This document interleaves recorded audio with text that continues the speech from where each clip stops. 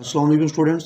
First year physics chapter 3 के इस lecture में हम वेलोसिटी टाइम ग्राफ को डिस्कस करेंगे। लास्ट लेक्चर में हम डिस्प्लेसमेंट टाइम ग्राफ को डिस्कस कर चुके और मैं रिकमेंड करूंगा कि जिन स्टूडेंट्स ने डिस्प्लेसमेंट टाइम ग्राफ के ऊपर लेक्चर नहीं लिया वो पहले ले लें, ताकि जो चीज़ें वहाँ पे मैंने जनरल डिस्क्राइब की हैं, जैसे कि स्लोप क्या होता है, कैसे निकालते हैं, गिवन डाटा से हम जो ग्राफ है उसको कैसे बनाते हैं, फिर उस ग्राफ के ऊपर कैलकुलेशंस कैसे करते हैं, तो ये कुछ जनरल चीज़ें हैं जो वहाँ पे मैंने एक्सप्लेन की, यहाँ पे मैं एक्सप्लेन नहीं करूँगा। इसलिए अगर वो लेक्चर ले लिया जाए तो ये बहुत आसान हो जाएगा।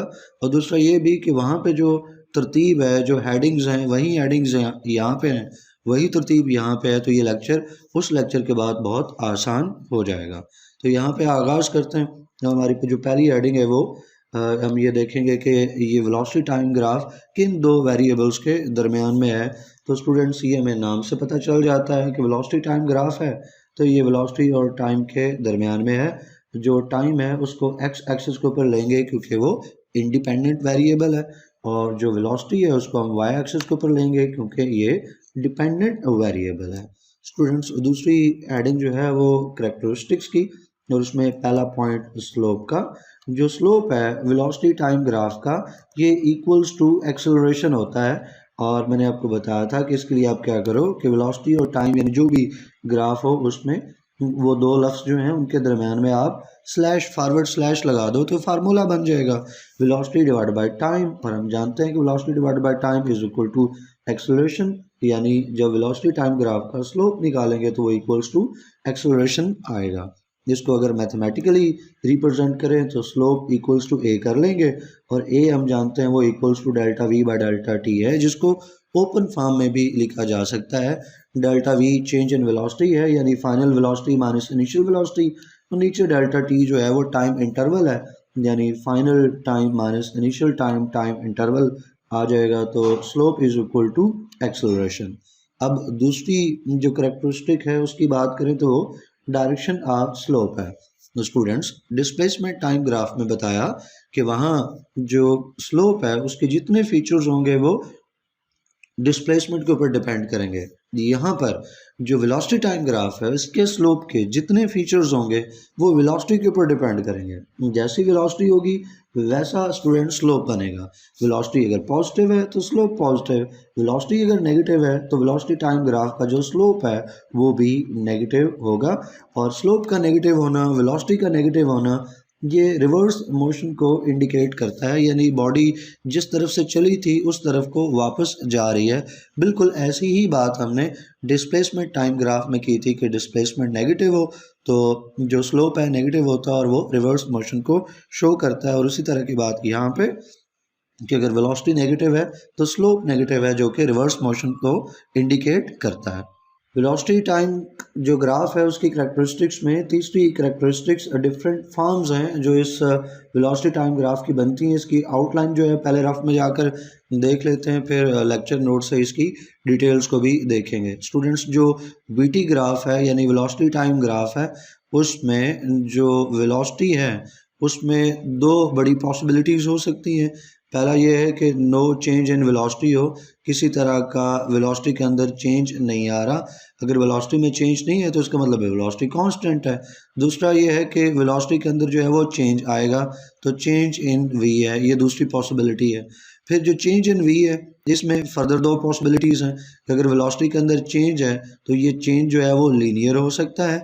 एक और लफ्ज़ जो मैंने लास्ट लेक्चर में बताया था वो है कि लीनियर की जगह आप यूनिफॉर्म लिख सकते हो, या दोनों को एक साथ यूज़ कर सकते हो कि चेंज इन वेलोसिटी लीनियर होगा, यूनिफॉर्म होगा, या अगर चेंज इन वेलोसिटी है तो वो नॉन लीनियर हो सकता है, और नॉन लीनियर को हम नॉन जो यूनिफॉर्म है वो लिख सकते हैं। तो non linear non uniform change हो सकता है।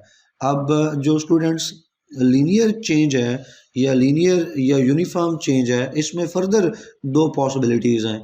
एक ये है कि लीनियर तरीके से इंक्रीज़ आएगा वेलोसिटी के अंदर, दूसरा ये है कि लीनियर तरीके से वेलोसिटी के अंदर डिक्रीज़ आएगा। तो ये वो कुछ मेजर पॉसिबिलिटीज़ हैं जिनको लेके हम ग्राफ बनाते हैं। पहला जो ग्राफ है या फॉर्म है वो इसके लिए होगी कि नो चेंज इन वी। अगर चेंज इन वी नहीं है तो स्टूडेंट्स ये पहला केस होगा। दूसरा है कि चेंज इन वी है और चेंज इन वी लीनियर है, लीनियर में इंक्रीज है, और दूसरा है कि लीनियर के अंदर जो है वो डिक्रीज है। तो ये केसेस बन गए। और फिर नॉन लीनियर तरीके से या नॉन यूनिफॉर्म तरीके से वेलोसिटी चेंज हो रही है, तो ये चौथा केस बनेगा। तो ये 4 मोस्ट कॉमन केसेस हैं, ये फॉर्म्स हैं या टाइप्स हैं वीटी ग्राफ की, जिनको हम यहाँ पे डिस्कस करेंगे। तो स्टूडेंट्स सबसे पहले है कि वेलोसिटी के अंदर किसी तरह का कोई चेंज नहीं आ रहा। अगर वेलोसिटी के अंदर कोई चेंज नहीं है तो इसका मतलब है कि वेलोसिटी कांस्टेंट है। तो कांस्टेंट वेलोसिटी के लिए जो ग्राफ आएगा वो एक स्ट्रेट लाइन होगी पैरेलल टू एक्स एक्सिस, क्योंकि वेलोसिटी तो जहाँ पे है वहीं पे है, यानी उसके अंदर कोई चेंज नहीं है। एक बॉडी है मिसाल के तौर पे, वो 4 मीटर पर सेकंड की वेलोसिटी से मूव कर रही है, तो पहले अगर सेकंड उसकी ये वेलोसिटी है तो दूसरे सेकंड पे यही वेलोसिटी, तीसरे सेकंड में भी यही, चौथे सेकंड में भी यही, पांचवें सेकंड में भी यही। तो एक स्ट्रेट लाइन आएगी students parallel to X axis, क्योंकि वेलोसिटी जो है वो कांस्टेंट है। और अगर वेलोसिटी कांस्टेंट है, इसमें कोई चेंज नहीं है, तो एक्सेलरेशन की वैल्यू क्या होगी? एक्सेलरेशन की वैल्यू होगी स्टूडेंट्स 0, क्योंकि एक्सेलरेशन नाम है चेंज इन वेलोसिटी का, लेकिन वेलोसिटी के अंदर तो कोई चेंज है ही नहीं है, तो एक्सेलरेशन कहाँ से आएगा? और अगर हम इसको स्लोप के साथ जोड़ें तो चूंकि ये स्ट्रेट लाइन है, straight line parallel to X axis है, तो ये जो straight line parallel to X axis होती है इसका स्लोप जो है वो 0 होता है। लास्ट लेक्चर में भी इस पॉइंट पे हमने बात की थी कि ऐसी जो लाइन है straight parallel to X axis, इसका स्लोप 0 है, क्योंकि इसमें लाइन सिर्फ सीधी जा रही है, ऊपर तो गई नहीं है ना नीचे आई है। स्लोप तब आता है जब लाइन टेढ़ी हो, टेढ़ी से मतलब है कोई एंगल बनाए वो एक्स एक्सिस के साथ। इसका तो एक्स एक्सिस के साथ कोई एंगल नहीं बन रहा, इसको उठा के एक्स एक्सिस के ऊपर लाएं तो ये सीधा एक्स एक्सिस के ऊपर आ जाएगी, यानी इसका एंगल जो है वो 0 डिग्री बन रहा है। 0 डिग्री बनने का मतलब है कोई एंगल है ही नहीं है। स्लोप का तो मतलब है कि लाइन जो है वो एंगल बनाए, एंगल वो तब बनाएगी जब वो थोड़ी सी टेढ़ी होगी, वो पैरेलल नहीं होगी एक्स एक्सिस के। तो यहाँ पे अगर हो जाए, यहाँ पे हो जाए, यहाँ पे हो जाए, यहाँ पे हो जाए, या वो ऊपर से नीचे की तरफ हो जाए, इस तरह से हो जाए और नीचे चले जाए, कोई ना कोई उसको एंगल तो बनाना चाहिए ना एक्स एक्सिस के साथ। अगर वो लाइन एंगल बनाती है कोई एक्स एक्सिस के साथ, तो हम कहते हैं कि स्लोप जो है वो एग्जिस्ट करेगा। जब तक वो पैरेलल है एक्स एक्सिस के साथ, कोई एंगल ही नहीं बना रही है, 0 डिग्री का एंगल है, तो उस केस में कोई स्लोप जो है वो नहीं होगा। जब स्लोप नहीं है तो स्लोप ही तो इक्वल टू एक्सेलरेशन है वेलोसिटी टाइम ग्राफ में, तो जो जब स्लोप 0 है तो एक्सेलरेशन भी 0 होगा। दूसरी पॉसिबिलिटी ये है कि वेलोसिटी के अंदर चेंज आए, और वेलोसिटी के अंदर अगर चेंज आए तो इसमें फर्दर 2 पॉसिबिलिटीज़ हैं कि लीनियर इंक्रीज होगा, लीनियर चेंज होगा, या नॉन लीनियर चेंज होगा। अगर तो लीनियर चेंज है तो उसमें लीनियर इंक्रीज हो सकता है और लीनियर डिक्रीज हो सकता है। और अगर लीनियर इंक्रीज की बात करें तो इसका मतलब है कि ग्राफ की लाइन कैसे आएगी? लीनियर इंक्रीज है, इंक्रीज का यहाँ पे दोनों लफ्ज़ जो है ना वो कीवर्ड हैं, इन दोनों लफ्ज़ों से लेके आप जो ग्राफ है उसको आप कंस्ट्रक्ट कर सकते हो, उसको आप बना सकते हो। तो स्टूडेंट्स चूँकि ये लीनियर इंक्रीज है तो इंक्रीज का वर्ड हमें बताएगा कि पॉजिटिव, हमने वेलोसिटी हमारी पॉजिटिव है, और लीनियर का मतलब है कि हमने स्ट्रेट लाइन लेनी है। और चूंकि वेलोसिटी में इंक्रीज आ रहा है, वो चेंज हो रही है, तो इसका मतलब है वो स्ट्रेट लाइन जो है वो एक्स एक्सिस के साथ अब एक एंगल बनाएगी, एक्स एक्सिस के साथ पैरेलल नहीं रहेगी, क्योंकि पैरेलल तो वो केस था जब वेलोसिटी कांस्टेंट थी, उसके अंदर कोई चेंज नहीं था। अब हम कह रहे हैं कि वेलोसिटी में चेंज है और लीनियर चेंज है, तो इसका मतलब है वेलोसिटी पॉजिटिव है और पॉजिटिव से बढ़ती जा रही है। पहले टाइम में वो बढ़ी, फिर अगले सेकंड में बढ़ी, फिर उससे अगले सेकंड में बढ़ी, और बढ़ती जा रही है, बढ़ती जा रही है। तो इसका मतलब है कि एक स्ट्रेट लाइन आएगी जो कि एक्स एक्सिस के साथ एक एंगल क्रिएट करेगी, यानी एक तिरछी लाइन होगी, ओब्लीग लाइन होगी। और चूंकि ओब्लीग लाइन है, एक एंगल मौजूद है एक्स एक्सिस के साथ, तो इस केस में स्लोप भी होगा, और इस केस में जब स्लोप है तो स्टूडेंट्स एक्सेलरेशन भी होगा। और हम कैसे बताएंगे कि वो एक्सेलरेशन कैसा है? उसके लिए हम इस लाइन को देखेंगे, वेलोसिटी को देखेंगे। स्टूडेंट्स वेलोसिटी इंक्रीज हो रही है, इसका मतलब है पॉजिटिव, तो एक्सेलरेशन जो है वो भी पॉजिटिव होगा। तो एक्सेलरेशन तो आएगा, और एक्सेलरेशन कैसा होगा? एक्सेलरेशन पॉजिटिव होगा। क्योंकि जो वेलोसिटी है वो लीनियर तरीके से इंक्रीज़ हो रही है, वेलोसिटी यूनिफॉर्म तरीके से इंक्रीज़ हो रही है, तो उससे जो एक्सेलरेशन प्रोड्यूस होगा वो एक्सेलरेशन भी यूनिफॉर्म होगा। तो यूनिफॉर्म तरीके से इंक्रीज़ करती हुई वेलोसिटी में एक्सेलरेशन प्रोड्यूस होगा और वो एक्सेलरेशन यूनिफॉर्म होगा, पॉजिटिव होगा। अब हम आते हैं इसमें जो चेंज है, लीनियर चेंज है, उसमें दूसरी पॉसिबिलिटी कि लीनियर इंक्रीज़ होने की बजाय अगर लीनियर डिक्रीज़ हो। बातें सारी वही रहेंगी लेकिन अपोजिट हो जाएंगी, उल्टी बातें हो जाएंगी। इस केस में जो ग्राफ है वो अपवर्ड होने के बजाय ग्राफ जो है वो डाउनवर्ड होगा। क्यों डाउनवर्ड होगा? क्योंकि वेलोसिटी जो है वो लीनियरली डिक्रीज़ हो रही है। डिक्रीज़ हो रही है मीन्स नेगेटिव है, नेगेटिव स्लोप होगा, और अगर नेगेटिव स्लोप है तो वो लाइन ऊपर जाने के बजाय लाइन जो है वो नीचे की तरफ आएगी। पहले क्या था, लाइन ऊपर को जा रही, अब इस केस में क्या होगा, लाइन नीचे की तरफ आएगी। जहाँ से एंड किया वहीं से आप नीचे की तरफ जो है वो लाइन खींच सकते हो। तो अगर ग्राफ की लाइन जो है वो नीचे की तरफ आ रही है, इसका मतलब है वेलोसिटी डिक्रीज हो रही है। सीधी लाइन है तो इसका मतलब है लीनियर डिक्रीज है, यूनिफॉर्म डिक्रीज है, और डिक्रीज है, नेगेटिव है। तो इससे जो एक्सेलरेशन प्रोड्यूस होगा उस एक्सेलरेशन से मुतल्लिक हम क्या नतीजा निकाल सकते हैं। चूँकि वेलोसिटी चेंज हो रही है तो एक्सेलरेशन तो प्रोड्यूस होगा। वेलोसिटी लीनियर तरीके से, यूनिफॉर्म तरीके से डिक्रीज हो रही है या चेंज हो रही है तो एक्सेलरेशन प्रोड्यूस होगा, और एक्सेलरेशन भी यूनिफॉर्म होगा, एक्सेलरेशन भी लीनियर होगा, क्योंकि वेलोसिटी लीनियर और यूनिफॉर्म है। तो उसमें वेलोसिटी में लीनियर और यूनिफॉर्म चेंज आ रहा है। देन वेलोसिटी के अंदर जो चेंज है तो यूनिफॉर्म चेंज, लेकिन वेलोसिटी चूंकि डिक्रीज हो रही है तो स्टूडेंट्स जो एक्सेलरेशन है इसका मतलब है वो भी डिक्रीज होगा, और डिक्रीज होते हुए एक्सेलरेशन को हम नेगेटिव एक्सेलरेशन कहते हैं या डीसेलरेशन कहते हैं। तो डीसेलरेशन प्रोड्यूस होगा जब लीनियर डिक्रीज है, क्योंकि स्लोप जो है वो डाउनवर्ड है, स्लोप नेगेटिव है तो स्लोप ही तो इक्वल टू एक्सेलरेशन होता है। तो अगर स्लोप नेगेटिव है तो एक्सेलरेशन नेगेटिव है, और स्लोप में अगर वो लीनियर लाइन है तो स्टूडेंट्स इसका मतलब है कि एक्सेलरेशन भी लीनियर और यूनिफॉर्म होगा। डाउनवर्ड होने से स्लोप नेगेटिव, एक्सेलरेशन नेगेटिव। अब जो है हम अपने आखिरी हिस्से की तरफ आते हैं इन फॉर्म्स में, और यह है कि वेलोसिटी के अंदर चेंज आए लेकिन चेंज जो है वो नॉन लीनियर हो। नॉन लीनियर होने का मतलब है कभी वेलोसिटी जो है वो बढ़ रही है और कभी वेलोसिटी जो है वो कम हो रही है। एक जैसी ना तो सिर्फ इंक्रीज है ना सिर्फ डिक्रीज है, कभी इंक्रीज है कभी डिक्रीज है। तो इसको कहते हैं कि velocity non linearly, non uniform तरीके से चेंज हो रही है। इस केस में जो स्लोप है वो कांस्टेंट नहीं रहेगा, स्लोप जो है वो भी चेंज होगा। ऊपर वाले केसेस के अंदर जब लीनियर चेंजेस थी, लीनियर चेंजेस होने का मतलब है कि स्लोप कोई भी हो, स्लोप कांस्टेंट आ रहा था, या तो स्लोप जो है वो पॉजिटिव कांस्टेंट था या स्लोप नेगेटिव कांस्टेंट था। लेकिन लीनियर चेंज होने से स्लोप जो है वो एक जैसा था, उसमें कोई तब्दीली नहीं आ रही थी। लेकिन जब वेलोसिटी नॉन लीनियर होगी, वेलोसिटी कभी कम होगी कभी ज़्यादा होगी, तो स्लोप जो है वो भी कभी कम होगा कभी ज़्यादा होगा। वेलोसिटी कभी पॉजिटिव हो रही है कभी नेगेटिव हो रही है तो स्लोप भी कभी पॉजिटिव हो रहा होगा कभी नेगेटिव हो रहा होगा। तो इसका मतलब है कि स्लोप के अंदर जो है वो चेंज आएगा, और स्लोप के अंदर अगर चेंज आ रहा है तो इसका मतलब है एक्सेलरेशन के अंदर चेंज आ रहा है, और ऐसा एक्सेलरेशन जिसमें चेंज आ रहा हो उसको हम वेरिएबल एक्सेलरेशन का नाम देंगे। स्टूडेंट्स, अभी तक हमने फॉर्म्स के अंदर ये जितनी फॉर्म्स डिस्कस किए हैं, जितने केसेस डिस्कस किए हैं, अब एक एग्जांपल की मदद से इन तमाम केसेस को रिविजिट करते हैं। तो आप एक कंसिडर करें कि बॉडी जो है वो मूव करी एक पाथ में और उसे एक ग्राफ बन रहा है, जैसा कि आपको यहाँ पे शो किया गया। ग्राफ आपको बनाना आना चाहिए, कोई मुश्किल नहीं है। लास्ट लेक्चर में मैं डिटेल से ग्राफ बनाना जो है वो सिखा चुका हूँ।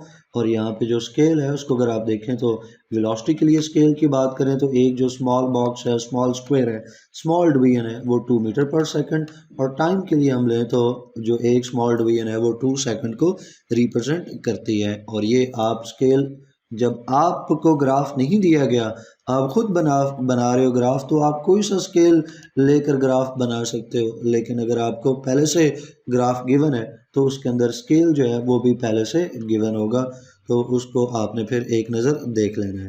तो यहाँ हमें जो है वो ग्राफ पहले से गिवन है और हमने उस ग्राफ को अंडरस्टैंड करना है, उसमें जो डिफरेंट इंटरवल्स हैं, टाइम इंटरवल्स, उसमें जो वेलोसिटी है उसको पहचानना है, उसमें जो एक्सेलरेशन है उसको आइडेंटिफाई करना है।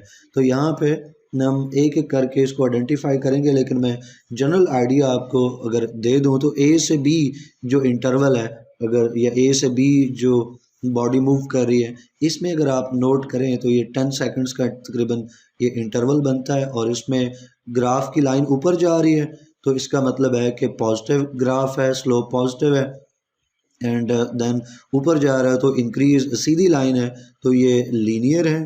और फिर चूंकि पॉजिटिव है ऊपर जा रहा है तो ये लीनियर इंक्रीज है, तो हम कह सकते हैं कि जो v है उसमें लीनियर इंक्रीज है।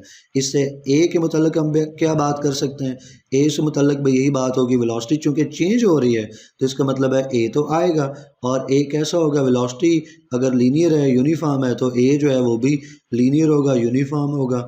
और दूसरा ये है कि अगर वेलोसिटी ऊपर को जा रही है, लीनियर है, पॉजिटिव है, तो ग्राफ ऊपर को जा रहा है, तो इसका मतलब है स्लोप पॉजिटिव है और ए जो है वो भी पॉजिटिव है। इस तरह बी से सी में देखें तो बी से सी में देखें तो बी और सी वाला जो इंटरवल है उसमें ये लाइन जो है वो बिल्कुल पैरेलल है एक्स एक्सेस के, टाइम एक्सेस के। इसका मतलब है यहाँ पे जो वेलोसिटी आ गई 20 मीटर पर सेकंड की, तो वही वेलोसिटी बी पे है, वही वेलोसिटी सी पे है, वेलोसिटी में कोई चेंज नहीं है। तो हम यहाँ पे लिख सकते हैं, पहचान सकते हैं कि इस केस में नो चेंज इन वी। अगर वी के अंदर कोई चेंज नहीं है तो ए की वैल्यू जो है हम बता सकते हैं वो कितनी है स्टूडेंट, ज़ीरो है। और यहाँ से पता चलता है कि ये सीधी लाइन है, इसका एक्स एक्सिस के साथ कोई एंगल नहीं है, एक्स एक्सिस के साथ ये पैरेलल है, तो हम ये भी यहाँ से बात कर सकते हैं कि जो स्लोप है वो ज़ीरो है। सी से डी में देखें तो सीधी लाइन है, सी से डी में एक स्ट्रेट लाइन है और जो कि एक्स एक्सिस के साथ एक एंगल बना रही है। एक्स एक्सिस यहाँ पे लें तो ये यहाँ पे हमें पता चलता है कि एक्स एक्सिस के साथ एक एंगल जो है बन रहा है और ये नीचे की तरफ है, तो ये नेगेटिव है, डिक्रीज है। तो यहाँ पे हम वेलोसिटी को पहचानेंगे, एक्सेलरेशन को पहचानेंगे और हम पहचानेंगे स्टूडेंट्स इसमें स्लोप को। तो वेलोसिटी को देखें तो स्ट्रेट लाइन हुई, लीनियर है, चूँकि नीचे की तरफ है तो डिक्रीज है। तो यहाँ से हमने पहचान ये कर ली कि वेलोसिटी के अंदर क्या है स्टूडेंट्स, लीनियर डिक्रीज है। अब इस बात को लेके हम एक्सेलरेशन के ऊपर बात करेंगे।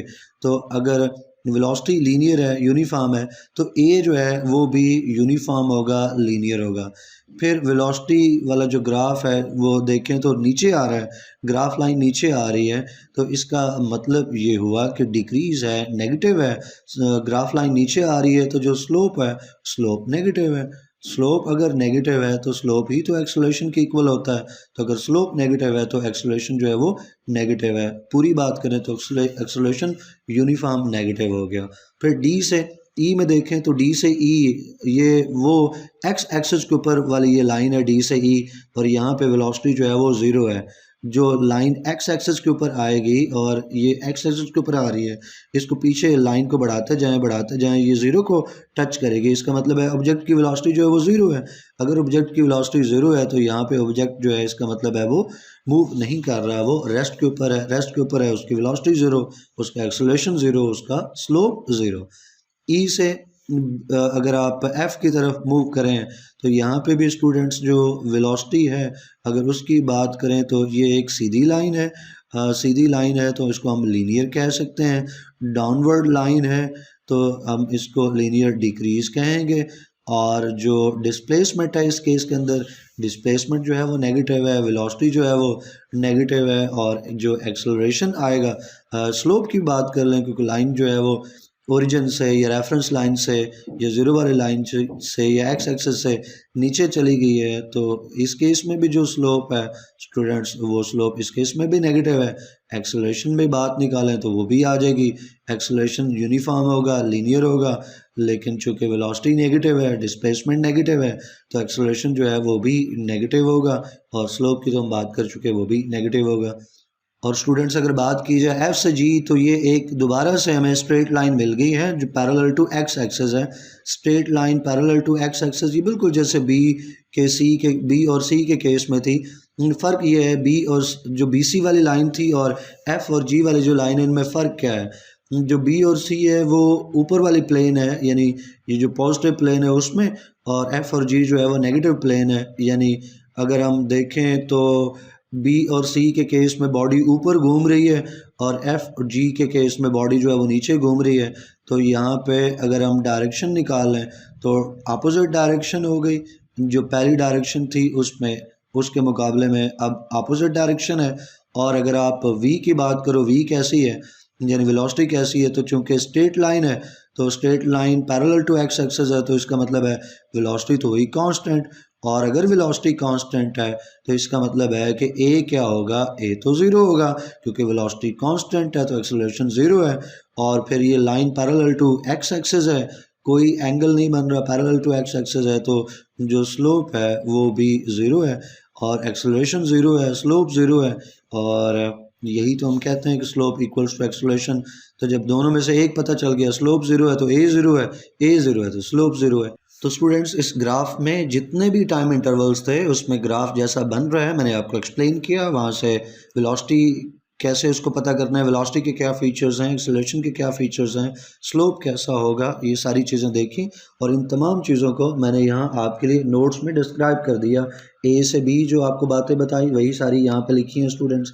इसी तरह बी टू सी में जो आपको ग्राफ में समझाया वही सब कुछ यहाँ पे लिखा हुआ है। और जितने भी ये टाइम इंटरवल्स हैं, C to D, D to E, E to F और एफ टू जी, ये सब मैंने एक्सप्लेन कर रखा, तो आप इन्हें नोट्स में रीड कर सकते हैं। चूँकि मैं ग्राफ में एक्सप्लेन कर चुका तो यहाँ दोबारा मैं नोट्स में उस चीज़ को रिपीट नहीं करूँगा। हम आते हैं अपनी चौथी और आखिरी हेडिंग में, जिसमें कि ग्राफ के अंदर हमने जो एक्सेलरेशन है उसको कैलकुलेट करना है। हम एवरेज एक्सेलरेशन की कैलकुलेशन की बात करेंगे और हम बात करेंगे इंस्टेंटेनियस जो एक्सेलरेशन है उसकी कैलकुलेशन की। स्टूडेंट्स, अगर आपको सवाल में कह दिया जाए कि आपको किसी ख़ास इंटरवल के दौरान में जो एक्सेलरेशन है वो कैलकुलेट करके दें, तो आप सिर्फ उसी के ऊपर काम करोगे, उसी को चूज़ करोगे। लेकिन जब आप खुद से एग्जांपल दे रहे हो तो जौन सा चाहो आप टाइम इंटरवल ले लो और एक से ज़्यादा टाइम इंटरवल्स लेकर आप जो है वो कैलकुलेशंस बता सकते हैं कि कैसे की जा सकती हैं। तो पहले एवरेज एक्सेलरेशन को कैलकुलेट करते हैं। आप ए से बी वाला जो ग्राफ है या ए से बी में जो टाइम इंटरवल है अगर उसको फोकस करें ए से लेके बी तक, तो स्टूडेंट्स यहाँ पे आपको कैलकुलेशन करनी है। अब इस कैलकुलेशन करने के दो अंदाज हैं। एक तो है कि डायरेक्ट आप जो वैल्यूज़ हैं वो पुट कर दें। डायरेक्ट वैल्यूज़ अगर आपको पुट करनी है तो उसमें आप ए का फार्मूला यूज़ करेंगे, आप लिखेंगे V F minus V I students. और इसी तरह से जो टी एफ है माइनस टी आई आप कर लोगे और यहाँ पे वैल्यूज़ ले लोगे। मसलन यहाँ पे पता चलता है कि इस केस में ये जो ए वाला पॉइंट है यहाँ पे जो इनिशियल वेलोसिटी है और टाइम जो है वो टी आई है, तो यहाँ पे इनिशियल वेलोसिटी की वैल्यू ज़ीरो और उसके लिए टाइम की वैल्यू ज़ीरो। फाइनल वेलोसिटी हमें यहाँ बी पे मिलती है, पता चलता है उसकी वैल्यू 20 मीटर पर सेकंड है। उसका टाइम इंटरवल नीचे कट करके लाएं तो पता चलता है वो 10 सेकंड है। दूसरा तरीका ये है कि आप स्लोप को यूज़ करें। उसके लिए आपको क्या करना होगा, बी से एक सीधी लाइन नीचे की तरफ आपको स्केल की मदद से लानी है जो कि कट करे है स्टूडेंट्स एक्स एक्सिस को या टाइम एक्सिस को। तो यहाँ पे आपको ये मिल गया परपेंडिकुलर, ये मिल गया स्टूडेंट्स बेस। इस तरह से ये एक ट्रायंगल बन गई। इसको कोई नाम भी दे सकते हो, इसको आप कोई एम कह दो पॉइंट, या कोई भी नाम कह दो, या नहीं भी देना तो भी चलेगा। ये परपेंडिकुलर है और ये बेस है, तो इस तरह परपेंडिकुलर और बेस की वैल्यू आप जो है वो पुट कर सकते हो, क्योंकि स्लोप जो है वो परपेंडिकुलर और बेस होता है। जैसे लास्ट लेक्चर में समझाया था, तो मुझे परपेंडिकुलर की वैल्यू लेनी है तो परपेंडिकुलर किसके पैरेलल है, परपेंडिकुलर पैरेलल है स्टूडेंट्स वाई एक्सिस के। तो मैं यहाँ पे वाई एक्सिस के ऊपर जो है वो परपेंडिकुलर के सामने दो पॉइंट्स ले लूँगा और ये जो सेगमेंट है वाई एक्सिस का, ये सेगमेंट मुझे देगा जी इस सेगमेंट की जो वैल्यू है वो मुझे परपेंडिकुलर की वैल्यू देगी या परपेंडिकुलर के इक्वल इस सेगमेंट की वैल्यू होगी। ये 0 से 20 तक जा रहा है तो इसकी वैल्यू 20 मीटर पर सेकंड है। तो मुझे पता चल गया कि परपेंडिकुलर जो है वो 20 मीटर पर सेकंड है। और टाइम इंटरवल जो है उसके लिए मुझे बेस की वैल्यू चाहिए जो कि मुझे एक्स एक्सिस के ऊपर मिलेगी। तो बेस के दो पॉइंट्स मार्क करें, वहाँ से एक्स एक्सिस का जो सेगमेंट है वो ये बनता है, इसकी वैल्यू 10 सेकंड बनती है। तो मुझे बेस की वैल्यू मिल गई जो कि 10 सेकंड है। तो मैं ऊपर जो है वो पुट कर दूंगा स्टूडेंट्स 20 मीटर पर सेकंड और नीचे 10 सेकंड पुट करूंगा और एक्सेलरेशन जो है या स्लोप जो है वो कैलकुलेट कर लूँगा। दूसरा अंदाज आपको डायरेक्ट फार्मूले से बताया कि वी एफ वी आई और टी आई की जो वैल्यूज़ हैं वो नोट करें और आप उनको पुट करके तो कैलकुलेट कर लें। यहाँ पे हम फार्मूले से अगर उसको देखें तो स्टूडेंट्स आपको वैल्यूज़ चाहिए हैं। तो आप देखो कि यहाँ पे मैं इसको लिए आपके लिए पहले इसको साफ कर दूँ। तो जो टी एफ है और टी आई है उसको हमने नोट कर लेना है स्टूडेंट्स। ये हमारा इनिशियल पॉइंट है, पॉइंट ए। तो यहाँ पे जो वेलोसिटी है वो वी आई है और इस वी आई को हम वी ए के इक्वल कर सकते हैं क्योंकि पॉइंट ए है और ये इक्वल टू 0 मीटर पर सेकंड है। और अगर टाइम की बात की जाए तो यहाँ पे जो टाइम होगा वो टी आई होगा और उसको हम टी ए के इक्वल कर सकते हैं और ये 0 सेकंड है यहाँ पे क्योंकि ये बिल्कुल ओरिजिन वाले पॉइंट पे है।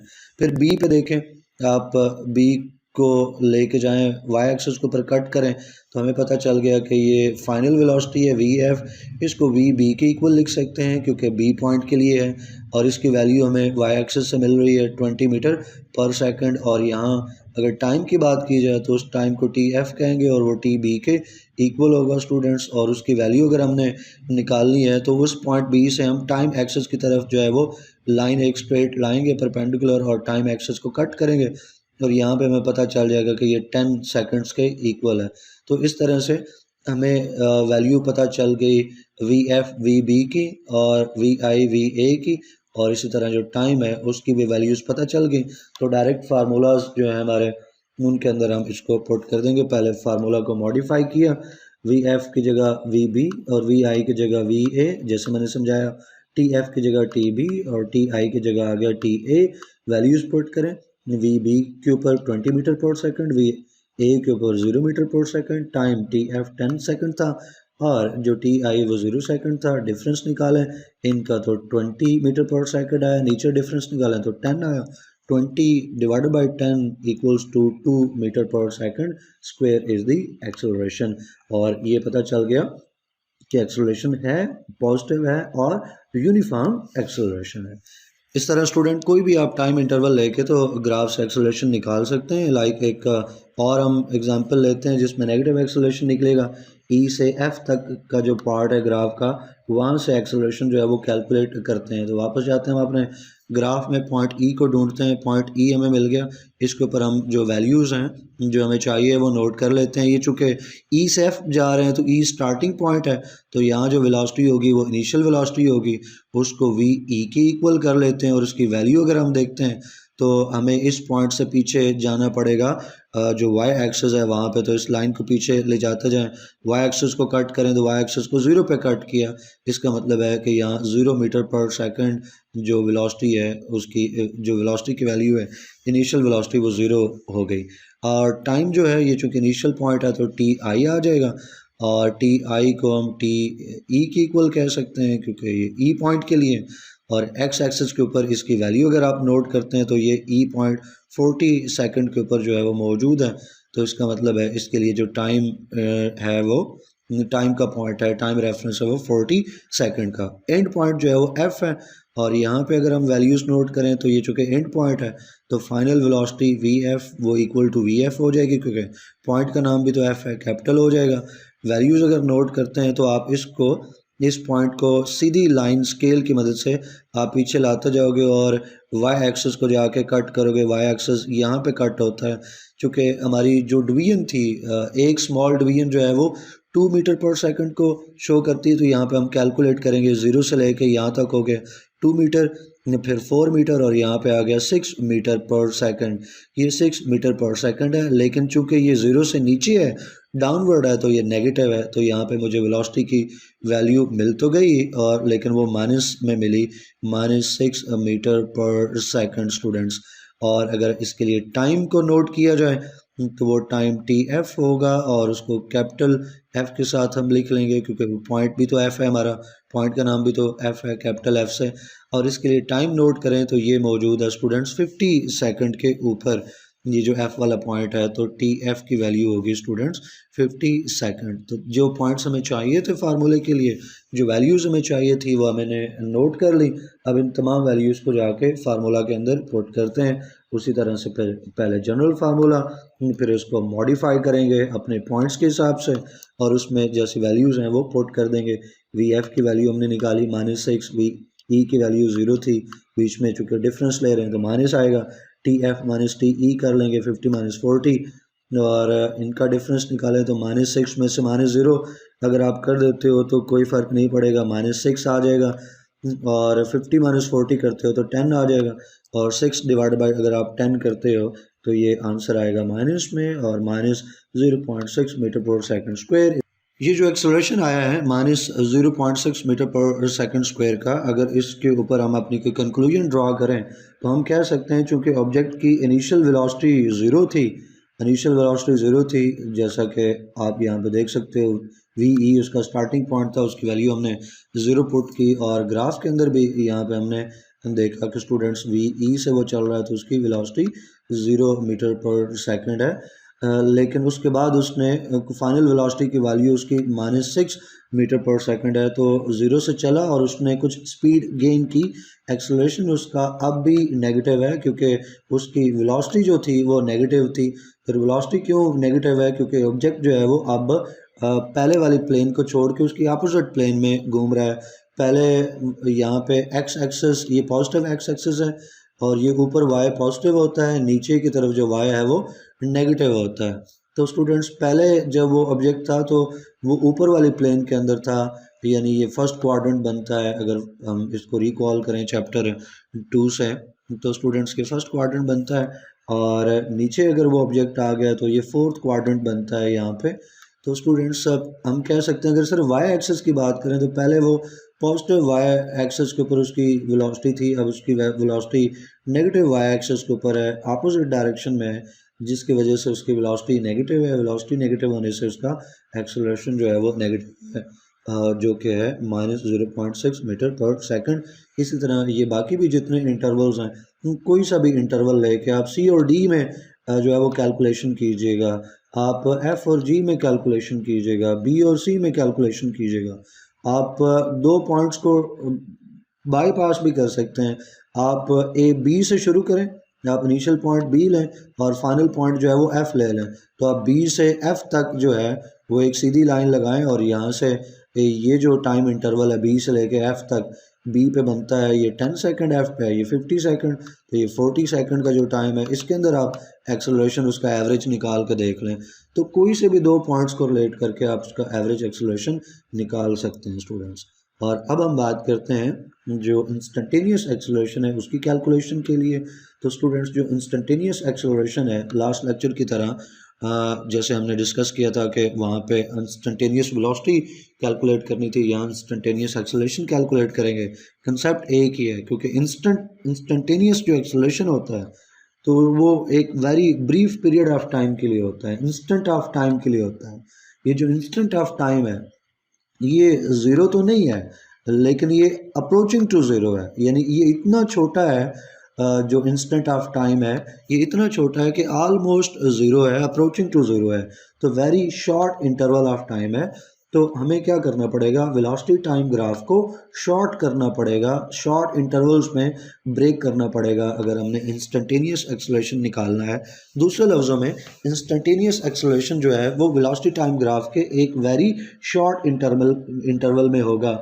अगर ओवरऑल बात की जाए इसकी तो इसमें जो पाथ है ऑब्जेक्ट का वो एक जैसा नहीं रहा है, कहीं वो ऊपर जा रहा है, कहीं वो एक जैसी वेलोसिटी पे है, कहीं वो नीचे आ रहा है। लेकिन अगर हम उसको छोटे छोटे इंटरवल्स में ब्रेक करें तो ये जितने भी छोटे इंटरवल्स होंगे ये ऑलमोस्ट स्ट्रेट लाइंस होंगी। आप जितने चाहें यहाँ स्मॉल इंटरवल्स लेते जाएं इंस्टेंटेनियस एक्सेलरेशन के लिए, तो जितने भी ये आप छोटे छोटे इंटरवल्स सेलेक्ट करोगे ये सारे के सारे स्टूडेंट्स जो हैं वो ऑलमोस्ट स्ट्रेट लाइंस होंगी। और इन स्ट्रेट लाइंस में आप शॉर्ट इंटरवल्स में स्ट्रेट लाइंस में आप इंस्टेंटेनियस एक्सेलरेशन कैलकुलेट कर सकते हैं। तो आपको क्या मिलेगा, एक series of shorter straight line segments मिलेंगी और इन के ऊपर अगर आप इन स्ट्रेट लाइन की डायरेक्शन निकालना चाहिए आपसे, जैसे मैंने पूरे पाथ को छोटे छोटे शॉर्ट सेगमेंट्स में ब्रेक कर दिया, और अगर आप किसी एक शॉर्ट सेगमेंट की डायरेक्शन निकालना चाहते हैं, मिसाल के तौर पे यहाँ पे मैं दो पॉइंट्स ले लेता हूँ, एक पॉइंट यहाँ पे और एक पॉइंट यहाँ पे। ये एक शॉर्ट इंटरवल है और इस शॉर्ट इंटरवल पे मुझे डायरेक्शन जो है वो निकालनी है। तो मैं क्या करूँगा कि यहाँ पर मैं एक टेंजेंट ड्रॉ करूँगा और जो उस टेंजेंट की डायरेक्शन होगी वही ऑब्जेक्ट की डायरेक्शन होगी उस टाइम पर। तो स्टूडेंट्स जो जितने भी शॉर्ट इंटरवल्स हैं, ये शॉर्ट लाइन सेगमेंट्स हैं, उनकी डायरेक्शन वही होगी जो उस वक़्त टेंजेंट की डायरेक्शन है, या दूसरे लफ्ज़ों में जो टेंजेंट की डायरेक्शन है वही ऑब्जेक्ट की डायरेक्शन है उस पॉइंट के ऊपर जहाँ पे हम इंस्टेंटेनियस एक्सेलरेशन निकालना चाहते हैं, या जो हमारा शॉर्ट लाइन सेगमेंट है, शॉर्ट इंटरवल है। मुझे उम्मीद है कि इसमें जितने कंसेप्चुअल पॉइंट्स थे वो सब आपको समझ आए होंगे, और आपको कोई क्वेश्चन हो, कोई क्यूरी हो तो कमेंट सेक्शन में पूछिएगा। वीडियो को लाइक करना है, फेलोज के साथ शेयर करना है। इंशाल्लाह नेक्स्ट वीडियो में नेक्स्ट टॉपिक पढ़ेंगे। टिल देन अल्लाह हाफिज़।